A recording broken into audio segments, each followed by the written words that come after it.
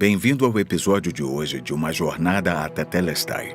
Estamos em uma parte ótima dessa jornada. Nós vamos estudar aqui a palavra Tetelestai e entender o que ela significa e por que ela pode mudar nossas vidas. Mas hoje vamos assistir sobre aquele que disse essa palavra. Uma vez ele disse a um líder religioso que ele precisava nascer de novo. Ele estava falando da necessidade da salvação, das trevas eternas. Vamos ouvir enquanto Arlen explica o que Jesus disse a esse líder religioso.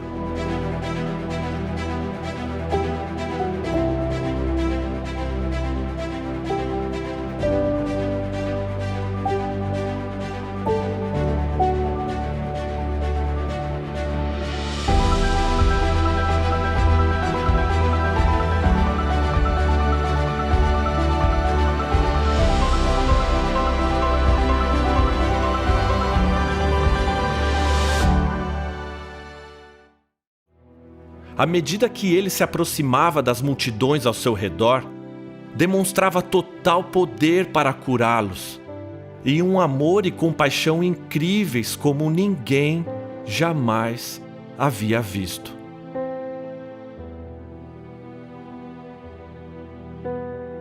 Quer Jesus estivesse sentado na encosta de uma montanha, de pé em um barco, ou andando através dos campos, ensinava as multidões.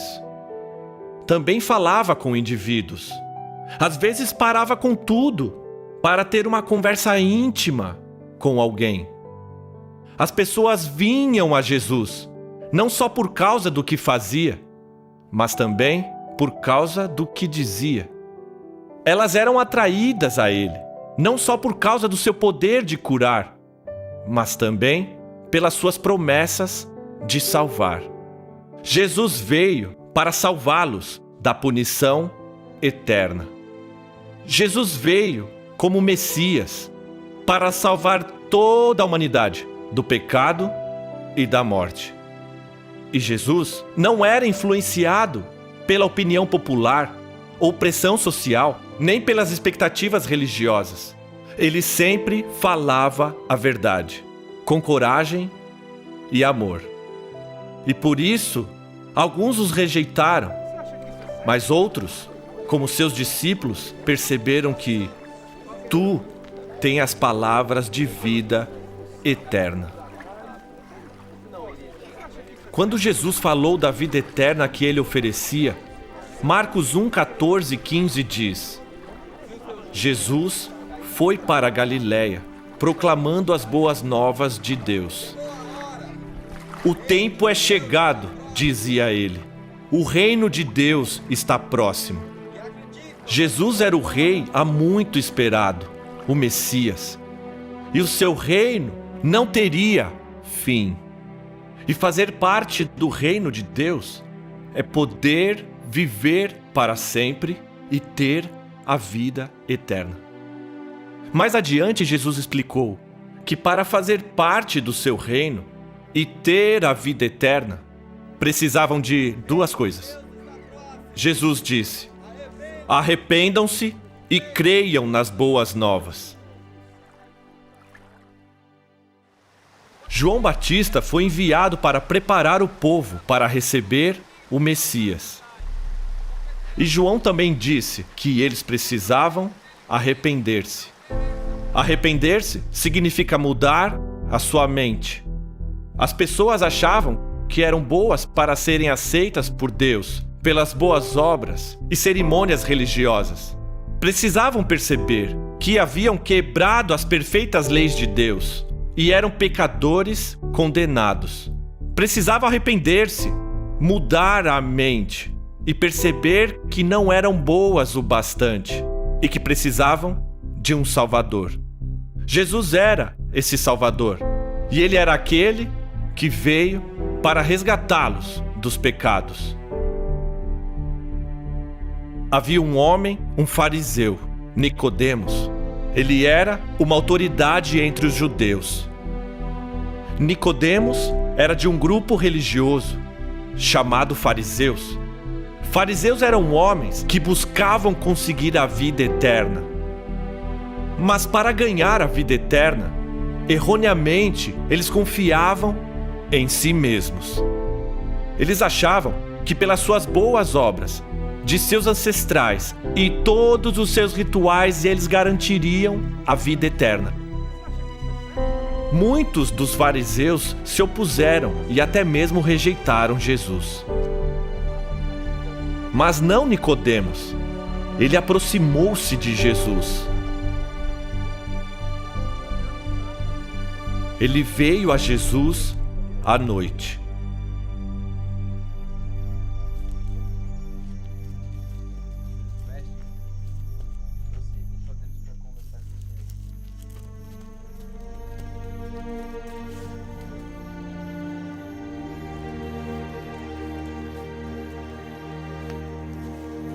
Durante a sua conversa, Jesus disse a Nicodemos: digo-lhe a verdade, ninguém pode ver o reino de Deus se não nascer de novo. Nicodemos deve ter ficado em choque. De acordo com Jesus, os planos de Nicodemos para ganhar a vida eterna, para ele entrar no reino de Deus, eram inúteis. Jesus disse a Nicodemos que você não ganha a vida eterna baseado no que faz. Há só uma forma de entrar no reino do céu. Precisa nascer de novo. Como alguém pode nascer sendo velho? Perguntou Nicodemos. É claro que não pode entrar pela segunda vez no ventre de sua mãe e renascer. Jesus respondeu: digo-lhe a verdade, ninguém pode entrar no reino de Deus se não nascer da água e do Espírito. Água é uma substância física. É também o termo muito usado para descrever os fluidos naturais que acompanham o nascimento. Ao usar essa frase, nascido da água, Jesus se referia ao nascimento físico. Jesus dizia a Nicodemos que seu nascimento físico não era suficiente. Ele precisava de outro nascimento, um que viesse do Espírito de Deus. Foi o que Jesus explicou quando disse: o que nasce da carne é carne. Em outras palavras, você pode receber vida física de uma pessoa física. Mas o que nasce do Espírito é Espírito. Somente o Espírito de Deus pode lhe dar vida espiritual. Nenhuma boa obra, cerimônia religiosa ou cumprir regras pode reproduzir esta vida de Deus dentro de alguém. Só o Espírito de Deus pode dar a alguém essa nova vida. Como pode ser isso? Perguntou Nicodemos. Para responder à pergunta de Nicodemos, Jesus se referiu a um evento que aconteceu na história de Israel, enquanto estavam no deserto. Quando o povo se rebelou contra Deus, ele enviou serpentes venenosas para o meio deles.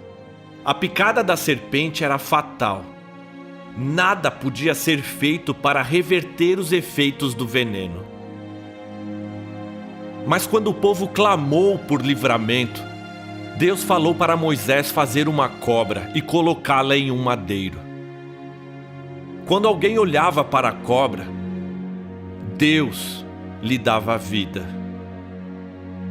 Jesus disse a Nicodemos: da mesma forma que Moisés levantou a serpente no deserto, assim também é necessário que o Filho do Homem seja levantado, para que todo o que nele crer tenha a vida eterna.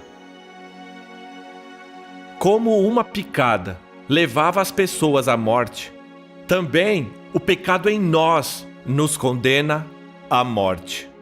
E assim, como era impossível para o povo produzir um remédio que revertesse os efeitos do veneno, é impossível fazermos qualquer coisa para reverter os efeitos do pecado. Pois o pagamento do pecado é a morte. Nenhuma boa obra ou cerimônia religiosa reverte os efeitos de nossa condição fatal. E assim como Moisés levantou a serpente no deserto, um dia Jesus seria levantado e pendurado em um madeiro. No deserto, Deus não forçou a cura sobre ninguém. Do mesmo modo, Jesus não forçou ninguém a aceitar sua oferta de vida. Cada um tinha que escolher se iria ou não acreditar nele. Foi isso que explicou a Nicodemos no versículo 16. Porque Deus tanto amou o mundo, que deu o seu Filho unigênito, para que todo que nele crer não pereça, mas tenha a vida eterna. Crer? Ele deve ter ficado chocado com essas palavras. Deus estava dizendo-lhe para apenas crer? Isso era tudo que Nicodemos tinha que fazer para poder entrar no céu? Parecia muito fácil. Deus devia exigir mais. Mas o que você diria se alguém lhe perguntasse: o que faço para ir ao céu? Como responderia? Ser bom cidadão? Dar aos pobres? Boa ação? Orar? Jejum? Participar de cerimônias religiosas? Fazer peregrinações? Mas o que Deus exige? Bem, em João 6, verso 29, quando pediram a Jesus uma lista de obras que Deus exigia, assim ele respondeu: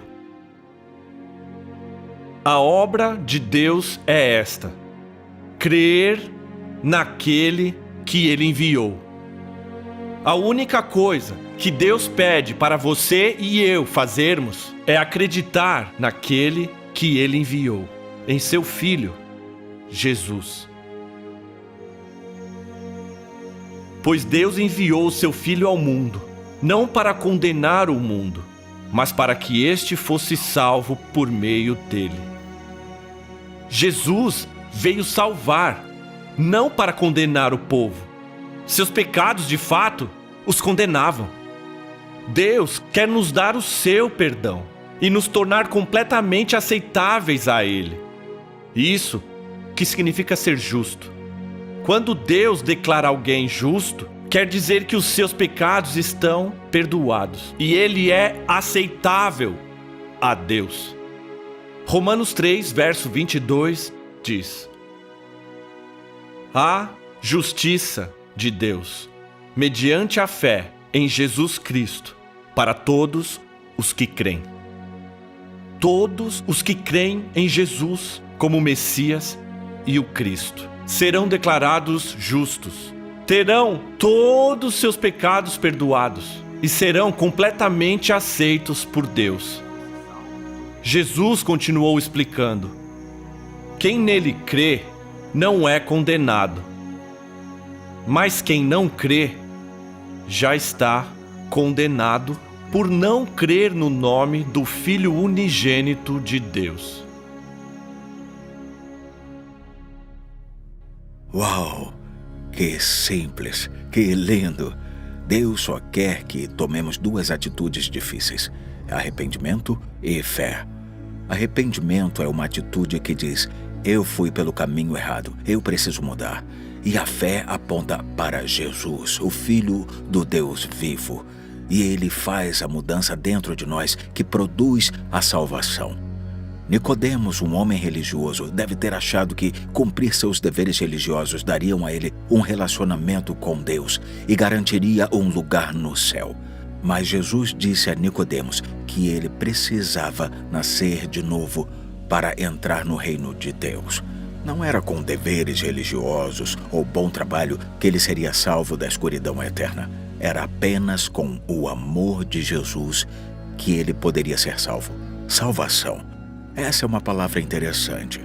Nós precisamos de um Salvador quando estamos numa situação cujas circunstâncias nos deixam sem esperança, desesperados. É quando estamos nessa situação de quase morte e vem alguém nos resgatar. Eu conseguia entender o peso do significado de Salvador e salvação. Algumas semanas antes de gravar esse vídeo, meu neto Braden e eu saímos num sábado para pescar na costa. O tempo não estava bom. Nós estávamos em caiaques, mas achamos que iríamos conseguir. O tempo de repente ficou pior e nós perdemos os caiaques. Braden saiu primeiro e ele estava indo muito bem no canal. Eu pensei, uau, ele está indo muito melhor do que eu. Eu não sabia, mas ele estava gritando, "Não vem, vovô, não vem!" Eu não conseguia ouvir por causa do vento forte. Eu continuei e quando eu estava perto do cais, a natureza tomou o controle do barco. O vento, a corrente, as ondas e a maré pareciam um aspirador de pó gigante sugando meu barco para o canal. Eu fiquei nervoso. O medo encheu meu coração. Em menos de 1 minuto eu estava no centro do canal e sem controle sobre o que estava acontecendo. Eu tentei remar, mas quando eu tentava remar, o barco quase virava. Remar causaria um desastre. Eu não conseguiria sobreviver àquela maré e ondas se o barco virasse. Um pequeno barco e meus equipamentos não eram páreo para a natureza. Eu olhei para procurar o Braden. Ele conseguiu atravessar o canal. Eu consegui dizer obrigado, Jesus. Logo depois eu orei. Me salve, Jesus. Tinha uma barcaça que tinha sido parcialmente sugada no meio do canal. As condições da água e do vento estavam me levando diretamente para ela. Eu tentei me afastar, mas quase virei de novo. Eu sabia que eu ia bater.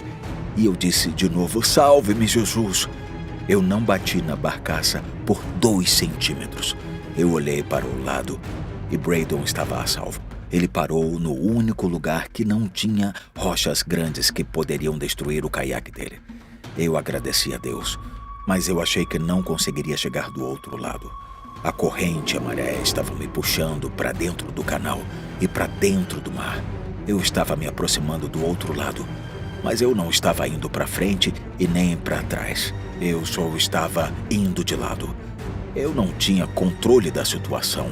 Uma onda enorme bateu no meu barco. Meus pés foram para cima e eu pensei, o caiaque está virando. Eu estou indo para o mar. Não há nada que eu possa fazer. Eu estava desesperado. Eu precisava que alguém me salvasse ou eu morreria nos próximos minutos. Eu olhei para o céu e disse mais uma vez, me salve, Jesus. O caiaque parou. O vento e a corrente me levaram para as rochas e eu bati. Uma onda gigante bateu no barco e ele virou. Eu agarrei uma rocha. Eu estava salvo. Eu estava muito abalado. Eu poderia ter morrido naquela tempestade. Eu não tinha nenhum controle da situação. Eu não podia fazer nada para salvar a mim mesmo. Jesus era a minha única esperança. Eu tomei uma decisão tola quando decidi ir pescar naquela tempestade. Deus não tinha que me salvar, mas me salvou. A salvação dele só pode ser explicada por causa da graça maravilhosa dele. Era isso que Jesus estava dizendo a Nicodemos. E é isso que ele está dizendo para nós. Nós estamos numa tempestade nessa vida e nós não podemos nos salvar. E dinheiro, nosso trabalho, nossos deveres religiosos, nada disso pode nos salvar das tempestades da vida. Nós precisamos de um Salvador e Jesus é esse Salvador. Ele te ama e Ele me ama. Você só precisa acreditar que Ele vai te salvar. Chame Ele agora mesmo.